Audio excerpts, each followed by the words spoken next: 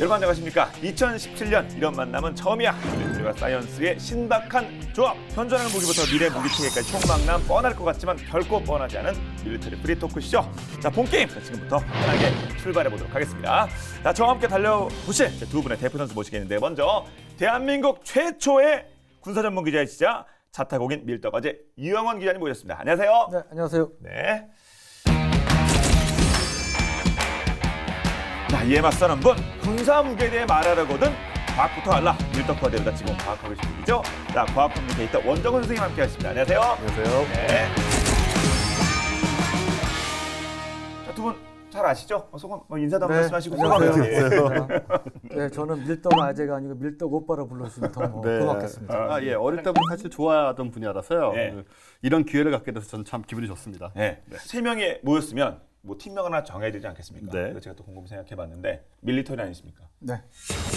사이언스. 사이언스. 저는 이제 보통 게임 중계를 많이 하니까 게임. 그래서 네. M, S, G.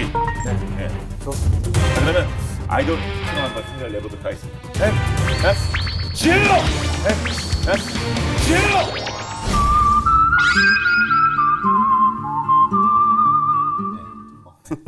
네, 40대 중반 이상 남자들이 아이돌과는 차이가 나더라도 여러분 뭐 뻘쭘하네요. 네.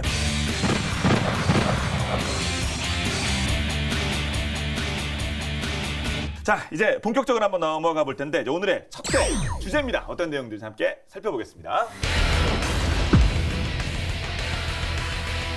자, 육해공 세계 최고의 무기. 하지만 뭐 그 남자들이라고 한다면 뭐 군대 얘기하면 또 밤새거든요. 뭐 술 마시고 밤새는데 하지만 무기 얘기가 또 빠질 수 없습니다. 또 무기와 과학하면 또 이게 밀접한 관련이 있을 수밖에 없는 거 아니겠습니까? 그럼요. 옛날에 뭐 석기 시대 할 때는 맨주먹으로 싸우다가 이제 석기, 뭐 골각기 이런 걸로 싸우기 시작하고 몽둥이가 등장하고 그러면서 전투 양상이 바뀌잖아요. 그리고 그다음에 칼이 등장하고 또 총포가 등장하면서 다시 전투 양상이 바뀌었는데 이게 결국은 과학 기술력이 뛰어나면 무기 제작 기술이 뛰어날 수밖에 없고 자동적으로 강한 국방력과 국력으로 연결이 되는 거죠. 과학 기술을 가지고 있는 국가들이 또 군사적인 강대국이기도 하거든요. 네. 그런 점에서 역사와 전쟁, 무기, 과학 기술은 뗄래야 뗄 수 없는 관계가 있다. 자, 군사 전문 기자와 과학 커뮤니케이터 발음이 어려워요. 과학 커뮤니케이터 아주 힘드신지 보입니다. 과학 커뮤니케이터가 꼽은 세계 최고의 군사 무기는 뭘지 이제 본 게임 바로 알아보도록 할 텐데요. 현대전은 항공 우세 확보가 없이 제공권을 장악하지 않고는 결코 승리를 장담할 수 없을 겁니다. 그러면 두 분 생각하시는 공중전에서 이 무기가 최고다 뭔지 하나 둘 셋 요 앞에 직접 써주세요. 이미 기네요 이거. 네. 미라님은 전투기, 네, 전투기 그리고 원쌤은 공중조기 경보 통제기. 네. 자, 그러면 원정우 쌤부터 확인해 보도록 하겠습니다. 바로 제가 어떤 거? 이거를 보여드리겠습니다. 2767 2767. 공중조기 경보 통제기. 일본 네. 항공자위대가 지금 사용을 하고 있는 기종인데 보잉 767이라고 아주 유명한 비행기를 개조를 해서 쓰고 있는데 일단은 조기 경보기하고 공중 조기 경보기가 좀 달라요. 공중 조기 경보기는 그냥 말 그대로 날아다니는 레이더였습니다. 미사일이나 뭐 적 기지를 탐지해가지고 지휘부에 연락을 해주는 기능만 있었다면 이 2767 같은 이런 공중 조기 경보 통제기 같은 경우에는 탐지를 한 다음에 이제 실제 전투기에게 지령을 내려서 공중전을 지휘를 하게 됩니다. 그렇기 때문에 그 주먹들을 실제로 거느리고 있는 보스의 그런 역할을 하고 있다고 볼 수 있고요. 지휘관 같은 역할이네요. 그렇습니다. 기본적인 공중조기 경보라는 개념을 보자면 지구가 이렇게 둥글잖아요. 알고 계시죠? 지금 아니 과학 선생님이랑 하시고 너무 하신 거 아니죠? 아니, 궁글적으로 이것도 모르는 사람도 있습니다. 놀랍게도. 네. 이렇게 우리가 레이더탑을 세우면 얘가 이렇게 관측을 이렇게 레이더망으로 하지만 요 뒤에가 있는 거는 볼 수가 없게 됩니다. 지구의 국면 때문에. 이걸 해결하려면 어떻게 하면 되겠습니까? 높이 올라갈수록 각도가 이렇게 되기 때문에 멀리 있는 걸 볼 수 있게 되죠. 정찰도 높은 데서 아래를 예, 예. 보고 하잖아요. 마찬가지죠. 떠 있으면 더. 이 767 같은 경우에는 탐지 거리가 통산 한 370km. 370km. 네, 그러니까 뭐 서울에서 대구 정도 되죠. 네. 그리고 최대 800km까지 감지할 수가 있기 때문에 사실상 우리나라 영동에 떠서 북한 전역을 거의 다 볼 수 있다고 생각하시면 됩니다. 대단한 거죠. 물론 그래도 이제 조경보기가 뭐 예전에 없었겠습니다만 네. 이 과학기술이 발달하다 보니까 어떤 실전에서 뭐 현격한 전과를 세운 적도 있고 그렇잖아요. 저기 뭐 중동 쪽이라든가 이쪽에서는요. 네, 물론 네. 예, 이제 80년대에 네. 이스라엘하고 시리아에서 이제 공중전을 벌였는데 그때 시리아 전투기들이 무려 85대가 격추가 됐어요. 근데 반면에 이스라엘 쪽 피해는 2대밖에 안 됐습니다. 그 결정적인 역할을 하는 게 조기용복인데요. 그중에 이제 E2C라고 미국제 조기용복이 있습니다. 원래 이제 항공모함에 탑재되는 건데 이제 지상에도 쓸 수 있는 건데 이게 쉽게 얘기하면 천리안을 갖고 시리아 공군기들 움직이는 걸 탐지해서 이스라엘 공군기 야, 너는 저기 가서 기다리고 있다, 얘 잡아라. 뭐 이런 식으로 지시를 했기 때문에 결정적인 완승을 압승을 거둘 수 있는 이제 그러한 역할을 한 거는 맞습니다. 그럼 거의 얘기가 된 거 아니에요? 조기경복의 승리를 마무리하죠. 네. 85대 2 나왔다는데 85대 마지막 85대이면 근데 우리나라도 사실은 2737이라는 조기경보 통제기 4대를 운영하고 있어요. 근데 이 2737은 2767보다는 크기가 좀 작아요. 보잉 737 많이 타보셨을 거예요. 가장 많이 타는 여객기 중에 하나인데 이 보잉 767보다는 좀 작죠. 대신에 이 레이더가 2767은 360도 이렇게 뱅글뱅글 돌아가는 형태인데 이 737은 고정된 그 메사 레이더라고 그래서 고정식 레이더고 360도 빔을 쏴서 탐지를 하는데 최대 탐지 거리는 한 300, 보통 300km 좀 넘는데 빔을 집중하면 740km까지 가요. 그러니까 거의 2767, 800km 육박하는 이러한 거리를 탐지할 수 있고 북한 전역은 물론이고 웬만한 뭐 중국이라든지 이런 쪽에 이제 감시할 수 있는 능력이 되고 또 빔을 수시로 여러 군데 동시에 쏠 수 있기 때문에 여러 개의 목표물을 탐지하는 데도 유리하다. 그래서 이 2737이 도입된 다음에 이제 변화 중에 하나가 AN2라고 들어보셨죠? AN2기요? AN2. 예. 군대 계실 때 아마 많이 저 군대 방공포 저 육군 저 승전보 군대 갔다 아실 거예요. 저 AN2기 그 잡는 거 제가 하는 일이었어요. AN2기.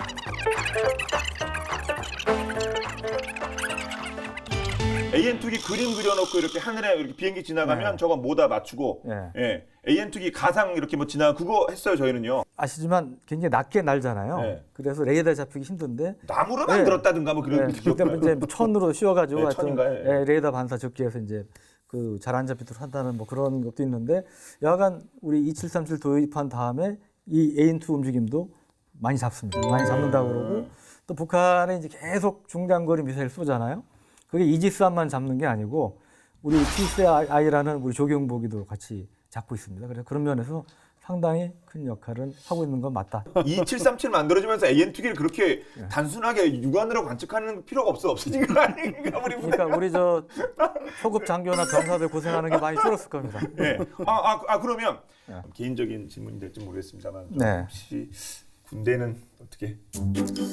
제가 사실 제 병역 사항이 제가 이제 군사 분야를 오래 했잖아요. 근데 북한군이 알면 안 되기 때문에.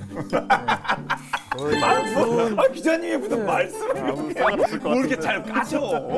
방위 출신. 자연스럽게 반응하게 됩니다. 네. 우리 원쌤은.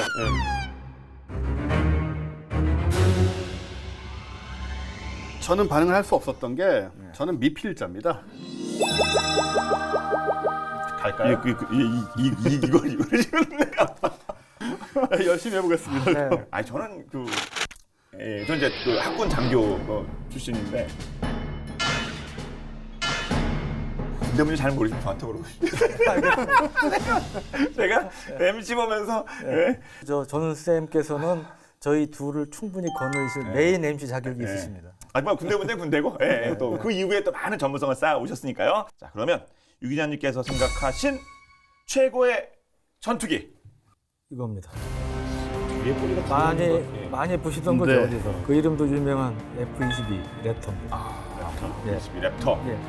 F-22가 2006년도인가에 그 모의 전투에서 뭐 거의 뭐 학살 수준의 이렇게 놀라운 이 운영 능력을 보여줬다고 있는데 그거 맞죠? 네, 그렇습니다. 2006년도에 알래스카에서 레드플러그라는 이제 훈련합니다. 미군기들끼리 가상 적군, 아군 이렇게 나눠서 하는데 F-22하고 상대방이 F-15, 16, 18 이런 것들이 144대가 격추될 때까지 F-22는 하나도 안 떨어졌어요. 그리고 더 나아가서 총 241대가 격추됐는데 그때는 이제 2대가 격추됐고. 그러니까 과거에는 뭐 상상할 수 없는 엄청난 일방적인 게임이죠. 예. 그 F-22가 사실은 강점 중에 하나가 아주 뛰어난 눈 레이더를 갖고 있다는 거고요. APG-77 위상배열, 전문 A사라고 A사 레이더를 장착을 해서 한 250km 정도 떨어져 있는 적도 탐지를 할 수가 있고, 또 한 가지는 이게 미니 AWACS 조기 경보 통제기 역할을 합니다. 그래서 적기를 탐지해서 자기가 싸울 뿐 아니라 정보도 다른 전투기에 전해주기도 하고 또 전자전 역할까지 갖고 있기 때문에 그런 점에서 이 전투기가 다른 거에 비해서 상당히 무서운 최강의 전투기라고 꼽히는 거죠.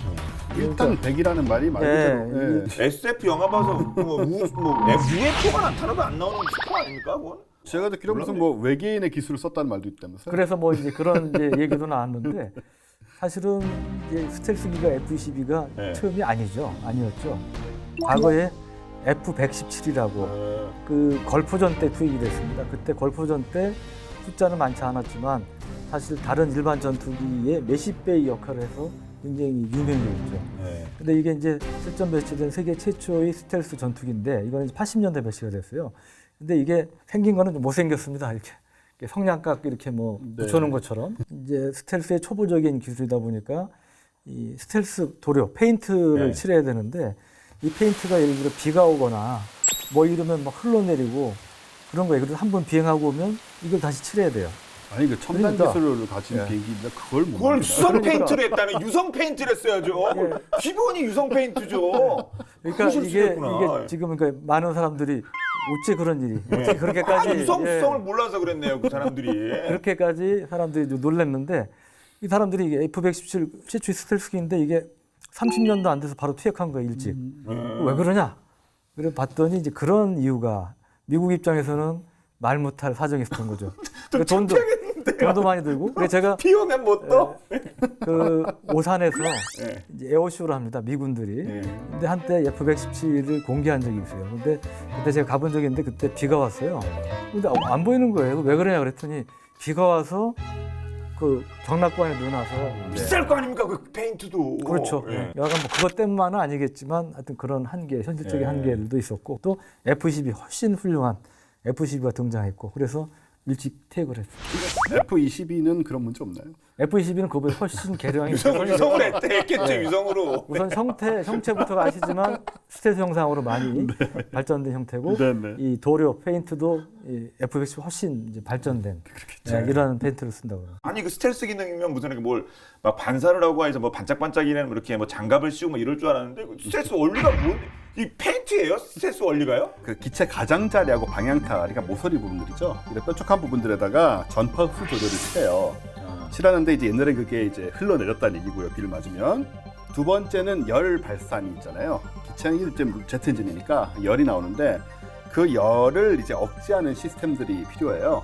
그러니까 엔진을 이제 깊숙이 집어넣는다든가 뭐 이런 여러 가지 관점이 필요하고 또 하나는 역시 형태가 좀 중요하죠. 그래서 이제 난반사를 시켜서 레이더가 제대로 이제 그 크기라든가 위치를 확인할 수 없도록 만드는 여러 가지 기술이 함께 쓰입니다. 이제 스텔스기들의 그 고유한 또 형상 특성이 있어요. 그래서 재미있는 것들은 보면 F-22 말고 F-35라고 우리도 도입할 스텔스기 있지 않습니까? 그거 하고 그 다음에 중국에서 개발하고 있는 젠-32라는 스텔스기가 비슷합니다. 그리고 러시아나 유럽에서 개발 중인 스텔스기들이 보면 비슷해요. 비슷한 게 구조적인 특성 때문에 이 레이더 전파를 가급적 적게 반사하기 위한 구조적인 특성을 뭐 이리저리 깨맞추고 연구하다 보니까 다 비슷한 거예요. 그런 형태만이 가장 레이더파를 적게 반사할 수 있다. 그래서 이제 스텔스 전투기들이 결과적으로 보면 형상이 좀 비슷해지는. 이건 진짜 성능이 중요한 거기 때문에 똑같다고 뭐라 그럴 건 아니잖아요. 형태 똑같다고 뭐 소송당해가지고 벌금 물리는 없을 테니까. 나가서 전쟁 나가서 이기면 되는 거 아닙니까? 싸워서 이기는 게 제조 중요하지. 중단해라 뭐 이런 거. 너희는 뭐 전투기를 만들었는데 너희 단점은 창조적이지가 않아. 크리에이티브가 없어. 뭐 이러진 않을 거 아닙니까? 아까 이제 공중조기 경보 통제기하고 이제 창과 방패가 되는 거죠. 보통 이 스텔스 성능을 평방미터, 그러니까 얼마나 크기로 보이느냐 레이더 상에서 예를 들어서 폭격기 같은 거 뭐 B-52가 아주 큰 거 있잖아요. 그런 폭격기들은 1000 스퀘어미터, 1000 평방미터 이상으로 보이니까 너무나 잘 보이죠 레이더에. 뭐 숨을 수가 없고요. 사람은 한 0.1 평방미터 정도 나옵니다. 그러니까 사람이 서 있으면 그 정도 크기로 보이는 거예요. 레이더가 이걸 다 할 수 있거든요. 근데 벌레가 날벌레들이죠. 날벌레들이 0.001. 근데 F-22는 0.0001 스퀘어미터로만 보이기 때문에 사실 벌레보다 작게 보이는 거예요. 벌레 10분의 1이네 말씀하신 거. 네네. 벌레보다 작게 보이기 때문에 이거를 레이더로 감지한다는 거는 그러니까 전투기라고 확인한다는 건 거의 불가능하다고 보면 되죠. 그러니까 이게 말씀하신 그 레이더 스코프상의 점으로 나타나는 크게 네. 말씀하시는 거 아닙니까? 그러니까 사람 눈에 안 보이는 거죠. 그게 그렇죠. 이제. 안 보이는 거죠. 말씀 들어보니까 F-22는 뭐 갖출 거 다 갖췄네요. 뭐 AWACS 그 기능도 있고 그러면 이거 F-22 쪽이 독자적인 뭐 작업 능력이랑 좀 유세하고 봐도 될까요? F-22는 일단 한 가지 언급을 하자면 원거리 전투가 아주 훌륭하지만 네. 근거리 근거리 전투 능력, 근접전이라고 그러죠. 근접전이 약한 걸로 알려져 있어요. 사고가 실제로 있었습니다. 2012년 6월 달에 엘래스카의 에일슨 공군기지에서 뭐 실제 전투를 한 건 아니죠. 레드 플래그 훈련 근접전 유로파이터 타이푼이 격추를 했습니다. 근접전에서 격추를 당한 걸로 봐서 그런 성능은 좀 떨어지지 않느냐 하고 제가 지적을 하게 되죠. 이게 이제 권투에서 보면 리치가 긴 거죠. 네, 아웃복서 인파이터가 그러니까 인파이팅에 좀 약할 수 있는 건데 그럼에도 불구하고 F-22는 이제 AIM-9X라는 최신형 공대공 미사일을 장착하고 있는데 그거는 옛날에는 이제 공대공 미사일이 보통 엔진에서 나오는 열을 추적해서 공격하는 방식이어서 뒤에서 공격해 제대로 맞출 수 있어요. 근데 요즘은 앞쪽에서 공격해도 맞출 수 있는 능력을 갖춘 미사일들이 나옵니다. F-22는 이제 그런 미사일을 이제 갖추고 있고요. 그래서 그런 약점들은 좀 보완해 가고 있는 편이다. 예. 네. 그러니까 거리는 안 준다. 예. 머리에서 확 쏴버려서. 그리고 일단은 100km 이상 먼 거리에서 긴 리치, 그러니까 긴 사거리를 가진 미사일을 먼저 상대방을 공격을 합니다. 그러면 어떻게 됩니까? 상대방은 어디서 날아오는지 모르는 미사일 맞고 그냥 뒤통수 맞고 갈 수도 있는 거잖아요.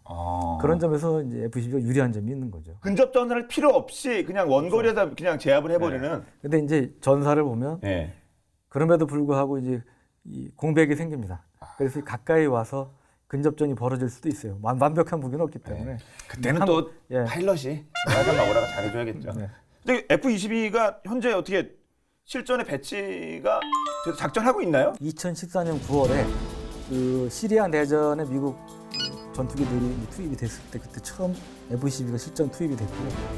지금까지 한 3차례 정도 실전 투입 사례가 있는 걸로 알려지고 있습니다. 네. 사실은 그 우리나라에 어떤 뭐 이슈가 있을 때마다 이렇게 얼마 전에 비반이 쫙 오고 막 네. 그랬었잖아요. 네. 이거 뭐 진짜 이렇게 한번 뜨면은 북한도 좀 부담을 좀 갖겠죠? 사실 김정은이 제일 누수하는 미국 무기 중에 하나가 F-22예요. 아 그래요? 예, 그래서 실제로 김정은이 이제 천지 지도를 많이 다니지 않습니까? 네. 그런데 한동안 잠적해서 안 나타나는 경우가 있어요. 길게는 한 달 가까이. 근데 이제 그런 경우가 보면 F-22 전투기가 우리나라에 왔다든지 저 뉴스 봤던 것 같아요. B-2 스텔스 폭격이 왔다든지 이런 것들은 북한의 레이더에 잡을 수 없으니까 극단적으로 얘기해서 마음 먹으면 F-22가 평양 주석공 상공에 가서 정밀 유도 폭탄, 벙커버스터 같은 거로 공격을 해도 얻어맞기 전에 모를 수도 있단 말이죠. 그러니까 상당히 두려운 거죠. 그런 면에서는 상당히 북한을 압박하는 효과적인 무기 중에 하나가 바로 F-22입니다. 이 마지막 사실 어느 분의 무기 선택이 더 옳았냐에서 마지막 김정은이 부담을 제일 많이 갖는 겁내하는 뭐 이런 건 좀 먹힐 것 같은데. 그래도 이제 크게 봐야겠죠. 그럼 일상에서 아니니까. 평소에서 이제 얼마나 적의 동태를 잘 파악하고 있느냐 이런 것이 굉장히 중요하다는 점에서 역시 조기 경보 통제의 역할이 큽니다. 우열을 가리는 게 또 다는 아니니까 그 쓰임새가 다른 그런 주요한 공중 전력이니까요. 자, 그래도 뭐 저는 계속해서 그 김정은이 가장 두려운 게. 자, 이제 다음 무기로 넘어가도록 하겠습니다. 이제 해군 무기. 해군 무기 중에 최고는 무엇일지. 하나, 둘, 셋. 불! 최고 해상 무기 뭡니까?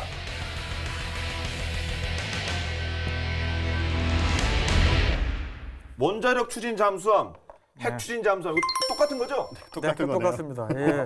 아 이거 배틀 해야 되는데 똑같으면 안 그러게요. 되는데. 예. 그래도 핵 추진 잠수함이 더 세 보이지 않습니까? 원자력 추진 잠수함보다. 아, 그런가요? 네, 좀 뭔가 그렇네요. 그러면 조금 더 정식 용어는 뭐가 핵입니까? 우리나라에서 그 핵잠이라는 표현을 쓰는데 이게 혼동돼 있어요, 좀 의미가. 이게 이제 디젤에 비해서 훨씬 원료도 적게 들고 연료 보급도 천천히 해도 되고 이런 장점이 있는데 한편으로 또 핵잠하면 정말로 핵미사일을 쏠 수 있는 요걸 이제 우리가 SLBM이라고 하거든요. 서브마린 론치드라고 하는 거죠, 이거는. 핵으로 가면서 엔진으로 가면서 동시에 핵미사일을 쏠 수 있는 것이 이제 진짜 무서운 핵잠들인데 핵추진이라고 해서 꼭 핵미사일을 갖고 있는 건 아니고 그러니까 우리나라에서 만든다는 거는 이제 핵미사일까지 싣겠다는 얘기는 아니에요. 하지만 핵미사일을 싣는 잠수함들은 전부 다 핵추진이라고 보시면 돼요. 두 개로 사실 두 가지 뜻이 지금 있습니다. 아주 잘 말씀해 주셨는데 우리가 이제 핵 잠수함 갖자고 우리 거 건조하겠다 그러니까 거기 핵무기 실는 거냐고 오해하시는 분들 그건 아니고요. 추진 기간만 원자력을 쓰는 거고 거기 탑재하는 미사일은 비핵 탄두입니다. 좀 더 구체적으로 어떤 것들인지 한 분 한번 여쭙도록 하겠습니다. 자, 그럼 먼저 우리 유 기자님부터. 자, 지금 사진에 보시는 겁니다. 뭔가 좀 포스가 있어 보이지 않습니까? 묵직한 게 아주 묵직하게요. 예. 아주 흔히 얘기하는 센 놈처럼 보이죠. 예. 기동성은 좀 떨어져 이게- 보이네요. 네. 바로 들어오시네요. 이게 뭘 보고 기동성이 떨어진 것처럼 보이십니까? 과학적으로. 아니, 날씬하지 않으니까 일단. 네. 근데 아주 예리한 지식이시네요. 예. 근데 이게 그 유명한 타이프급 잠수함입니다. 러시아 잠수함이고요. 이게 옛날에 레드 옥토버 붉은 시오로라고 영화 쇼 코너들이 나온 예, 영화 알죠, 있었죠? 알죠, 많이 예, 보셨을 텐데 그 영화의 주인공이 바로 이 타이프급 잠수함입니다.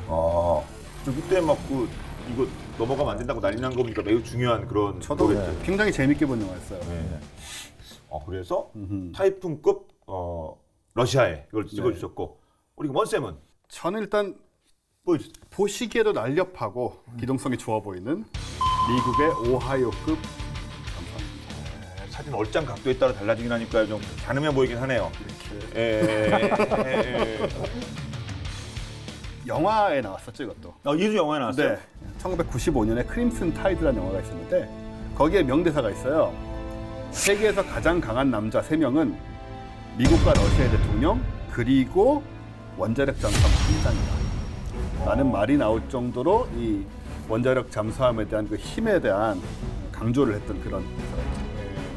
방금 꼽으신 것들은 다 추진력도 원자력이고 쏘는 건 핵 미사일이죠. 쏘는 것도 핵미사일, 그렇죠. 핵탄도 미사일이죠. 예. 예. 잠수함을 잡는 수단은 보통 소리로 합니다. 예, 소리로 이제 탐지를 하는데 소리 갖고 이게 핵추진인지 재래식인지 알기는 어려운 점이 있는데 보통은 재래식 잠수함에 비해서 핵추진 잠수함이 소리가 큰 경우가 많습니다. 왜냐하면 거기 이제 감속기어라든지 이런 장비들이 추가로 들어가는 게 있기 때문에 요즘은 이제 과거에 비해서 핵추진 잠수함도 굉장히 조용해졌지만 일반적으로는 이제 재래식 디젤 잠수함에 비해서는 좀 소리가 큰 측면이 있죠. 띠용, 그렇죠. 띠용 뭐 이거 아니에요. 예. 일단 물속에서는 소리가 굉장히 잘 전달이 되거든요. 한편 전파는 별 소용이 없습니다. 그래서 밖에서 쓰는 레이더 같은 걸 물속에 쓰는 건 굉장히 힘들어요. 그래서 이제 그걸 특별히 맡아 있는 병사가 있죠. Con sonar. Target is now coming out of our starboard baffles. My read. 이렇게 계속 듣고 있는데 그러면서 일단 첫 번째 듣는 거는 이제 엔진음이 들리느냐. 그리고 그리 멀지 않은 경우에는 안에서 뭐 물컵을 떨어뜨린다거나 말하는 소리도 들릴 수가 있습니다. 그러니까 그런 걸 탐지를 하고 있는데 뭔가 좀 정황이 잡히면 혹은 분명히 있을 것 같은데 안 들린다. 그러면 이제 소나라고 음파를 쏘죠. 음파를 쏴서 반사되는 소리를 들어서 이제 확실하게 알 수 있게 되는데 소나를 쏘는 수준이 되면 소나가 간다는 얘기는 저쪽에 잠수함이 있으면 내 쏘는 소리를 듣는다는 얘기입니까? 그래서 내 위치가 노출이 됩니다. 굉장히 위험한 상황이긴 하지만 꼭 찾아야 될 때는 또 이걸 써야 되는 것이고 이렇게 대부분 이제 소리로 확인을 하게 되죠. 차이를 봐야 되지 않겠습니까? 어느 분이 또 맞는 건지 가려봐야 될 테니 그럼. 타이푼은 이제 일반 잠수함이 아까 좀 굉장히 넓었잖아요. 이제 그런 형태를 갖게 된 게 보통은 잠수함은 이제 물속 깊이 들어갑니다. 한 300에서 600m까지 들어가는데 그럼 수압이 엄청나잖아요. 그걸 견디기 위해서 이제 원통형의 압력 선체라는 특수한 특수강으로 만든 이런 선체를 하나로 된 선체를 갖는데 타이푼급은 그게 두 개가 나란히 있어요. 직경 이 8m짜리 압력 선체 두 개를 이렇게 나란히 배열을 했고 그 외부를 1.2m의 간격을 두고 또 하나의 선체가 둘러싸고 있습니다. 그러니까 좀 이제 둔중해 보인 건데 그 이유는 일반적으로 이제 잠수함 잡는데 제일 많이 쓰는 게 뭡니까? 어뢰 아닙니까? 그 어뢰 공격을 받아도 몇 단계 이제 방어막이 있는 거기 때문에 비교적 다른 잠수함에 비해서 강한 방어력을 갖는 거고요. 또 하나는 북극의 얼음이 두껍잖아요. 두껍겠죠. 두꺼운데 이 두꺼운 얼음을 딱 깨고 나와서 미사일 쏘면 상대방 입장에서는 어떻게 했어요? 기습을 당하는 거예요. 얼음 밑에는 감시하기가 어렵기 때문에 불가능하기 때문에 갑자기 얼음을 뚫고 미사일을 쏘면 이제 뭐 소련 미사일 쏜다면 미국에서 기습을 할 수 있는 거기 때문에 그러한 북극의 얼음을 깨고 미사일을 발사할 수 있는 능력이 중요합니다. 그런데 이 타이푼급 잠수함은 그 얼음을 두꺼운 얼음을 깰 수 있는 이제 그러한 능력을 갖고 있는 두께 3m. 말이 3m죠. 엄청 두꺼운 거잖아요. 얼음 두께가. 얼음 두께가. 예, 예. 근데 그거를 깨고 올라가서 미사일을 쏠 수 있다고 합니다. 예. 막 3m 막 얼음도 막 뚫고 네. 이러면 역시 타이푼급이 이름도 타이푼이 그거죠? 네. 태풍. 태풍 예. 그거죠. 예. 태풍급인데요. 오하이오는 뭐 그런 이름은 뭐 여기저기서 많이 쓰인 거고요. 이름이 중요한 게 아니고 뭐라 이런. 물론 저희 잠수함은 저희 잠수함 뭐 잠수함 집에 잠수함 하나 있어요? 예? 잠수함 요즘 집에 잠수함 하나 상당 있어야죠. 예. 저도 하나 빌려주시면. 예. 중요한 건 뭐냐면 타이푼급은 사실 지금 필전 배치가 돼 있고 이런 기가 몇 개 안 되잖아요. 네. 예, 사실상은 지금 전시 제품이나 다름없이 하는 게 별로 없습니다. 근데 오하이오급은 이미 수십 기가 뭐 미국을 포함해서 몇 나라에서 이제 굉장히 절찬리에 사용이 되고 있는 그런 기종이라는 점에서 벌써 어떤 그 실용성이라든가 이런 것에 차이가 나지 않느냐. 오하이오 잠수함 같은 경우에는 토마호크 크루즈 미사일들 아주 낮은 고도로 가서 이제 적을 타격하는 그런 미사일들도 많이 갖고 있지만 역시 포인트는 핵미사일이 되겠죠. 트라이던트 잠수함 발사 탄도 미사일 아까 SLBM이라고 했던 이거를 24기를 기본으로 갖고 있는데 얘가 사정 거리가 얼마 전에 우리 북에서 왜 그 하나 ICBM 쏘지 않았습니까? 그게 만약에 이렇게 제대로 날아갔으면은 알래스카까지 간다 해서 한 뭐 7,700km급 이 정도 얘기를 했는데 그 정도로는 우리가 진짜 대륙간 탄도미사일이라고 말하기 조금 부족합니다. 근데 트라이던트는 1은 사정거리가 그 정도밖에 안 됐지만 지금 탑재되고 있는 2 같은 경우에는 사정거리가 11,300km나 돼요. 대단한 거죠. 이 얘기는 태평양을 다 건너간다는 얘기거든요. 정말로 핵미사일을 쏠 수 있는. 타이푼이나 오하이오급 무기는 절대 사용되면 안 되죠. 미사일이 한 발이라도 사용되면 그 자체가 그렇습니다. 인류의 비극이 되죠. 장전 최고의 무기 뭐가 가보감입니다. 가보니까 이게 우리 원쌤은 이 녀석입니다. 이거 영화에서 정말 많이 네. 나온. 네, 자, 선노크라. 오늘 이거 종지부를 찍어야 될 때가 왔다 그래. 시간 금방 가네 이거. 벌써요? 그러니까요. 이거 사람 간에도 이거 화학적인 뭐가 있는지 뭐 그냥 뭐 어떻게 되는지 모르겠네요. 케미라고 말하죠. 케미. 그러니까 예. 예. 이거 좀 아쉽긴 합니다만은 좀 또 계속해서 다음 시간에 또 해야 되지 않겠습니까? 그게 아직 네. 할 일 얘기가 좀 남았는데 네. 뭐 네. 어쩔 수 없네요. 시간상 너무 짧은 시간상. 네, 그래서 모든 일은 아쉬움이 좀 나는 상태가 좋다며. 끝내죠. 첫 회는 그렇게. 자, 오늘 못한 6회공 초강력 무기전쟁 시대 이 얘기는 다음에 더욱더 강력하게 여러분께 들려드릴 거 약속하면서 여기서 인사드리도록 하겠습니다. 여러분 모두 안녕히 계십시오. 근데 이거 편집해서 나가면 30분밖에 안 나간다는데 네. 이거 뭐 좀 너무 짧은 거 아닌가? 우리 저 제작진의 편집의 그 신기를 한번 이거 봐야 되지 않을까. 이거 어디 군부대 가가지고 1박 2일로 짬밥도 먹으면서 저는 미필이라 군부대 들어가고 싶은데 그 진짜 야전부대 짬밥이 맛있어요. 안 추운 데서 좋은 데서 밥도 그때 하고. 예.